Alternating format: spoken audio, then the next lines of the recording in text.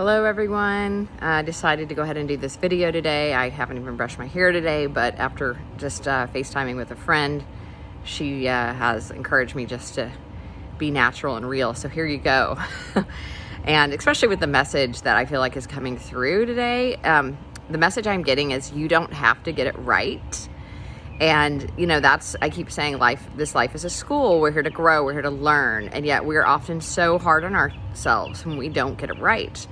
And I've got a good story. So last night I finally joined my kayaking group, which I've been following / stalking for a year. They have all kinds of kayaking events, and I don't know, I was kind of nervous to go and finally decided to go. And the most hilarious thing happened. So we were going through these mangroves, which are very narrow, and you can not really even paddle through them because your paddle will hit the mangroves and get twisted or stop you. So, it's quite an interesting experience, and one I'm not really experienced in. So I'm a little nervous, and all of a sudden some kind of stick that was attached to the bottom kind of went up. I mean, it's like, what are the odds of this happening? It went up through my boat. It took out the scupper plug, and my boat is all of a sudden filling with water so fast, and I'm sinking. And I couldn't even think about what to do. I just was like, oh my God, I'm holding up everybody behind me, and I just don't even know what to do. So this guy is like, do you need my help? And so he paddles up and helps me get out of the boat so that we can, dump it over, get the water out so I can get back in and keep going. I replaced the scupper plug, and I pull out. That's the thing, the stick wouldn't pull up. Like, we had to get the boat out of the way of the stick. So we did that. And then I go to get back in the boat, and I'm like in quicksand mud, and I can't move. And so I have to hold on to the mangrove sticks to pull myself out of this mud to get back in the boat. And the old me would have been very kind of upset and wondering what people were thinking about me, but I just laughed, and it showed me how much I've grown and not worried about always getting it right. And I just thought it was hilarious. And I was also like, what are the odds of this happening? This is a lesson for me to just accept what is and not have everything have to be perfect. And, amidst all the rumblings of people who couldn't see what was going on, why are we stopped? Somebody's holding us up. What's going on? So it was pretty funny. And I was thinking too in life, how I've often felt really perfectionism, and how I had to get it right, and things that stemmed from. And I remember once as a child, I was probably a teenager, not so much a child, but I was trying to cut a lemon up, and my dad comes in the kitchen, and his phrase, I will never forget, was, "You're doing it wrong." And a very harsh voice was telling me the way to cut a lemon. And so I refused to listen to the advice because I didn't like how it was given to me. I wish I had the parent that said, hey, would you like to know a better way to cut that, or even a different way to cut that? And had lovingly showed me.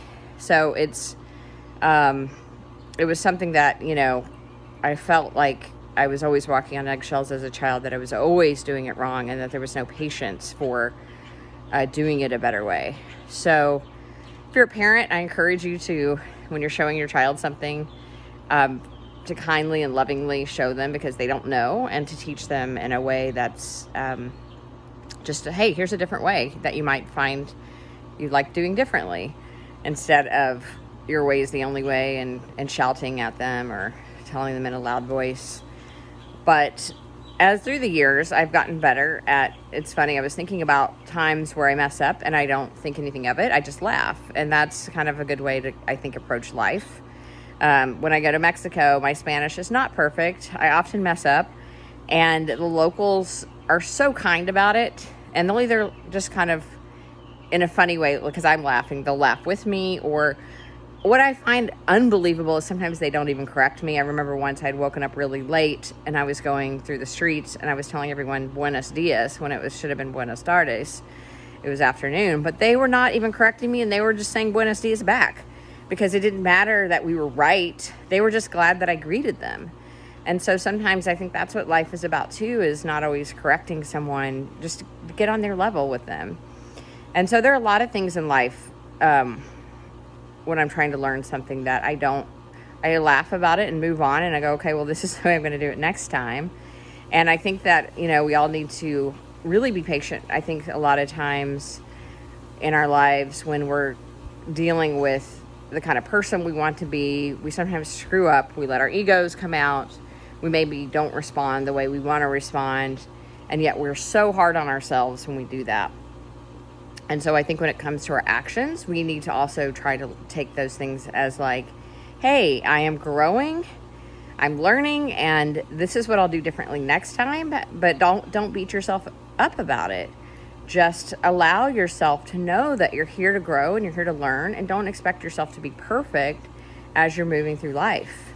I think it's that perfectionism and that, feeling like a failure that often holds us back and makes us stop growing, and also sometimes even has us not see a mistake we've made as a mistake or something we want to grow from. That's where the shadow comes in, and we'll often just pretend it's not there because we can't admit that we didn't do something right. So we'll just act like, we just pretend that that's not there. So I think if we could just hold ourselves a little more loosely and realize that we always are doing the best that we can do at the time, that way we can admit what we did and move on and grow from it. And we can also hold that space for other people and realize that they have a different level of consciousness that we do. And it doesn't mean that we're any better. They are better in some areas and we're better in others. We're all here to grow in a certain area. So just also hold that person loosely and realize that they're doing the best that they can at the time. I mean, like with my parents, I realized they were doing the best they could with what they grew up in.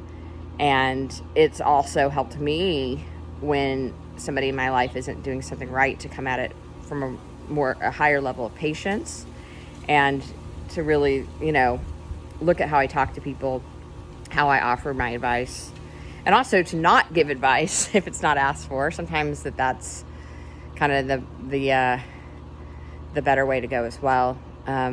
Obviously, if somebody's about to hurt themselves, sometimes that'd be a good time to step in, and I don't mean emotionally, I mean on a physical level. That's a good time to step in advice. But I really have tried not to give advice. Now, obviously, if you're a parent teaching a child something, that's different. You're teaching that child. But I'm talking about with our friends. If our friends are going through a hard time, we often want to step in and give advice. And sometimes people just want to be listened to, and they just want to be heard. And I'm trying to work on that myself and do more of the listening and just hearing somebody and realizing it's not my job to fix them, and just to hold space for that person. So that's what I have today. You don't have to get it right. Love yourself. Love other people. Love you guys. Bye.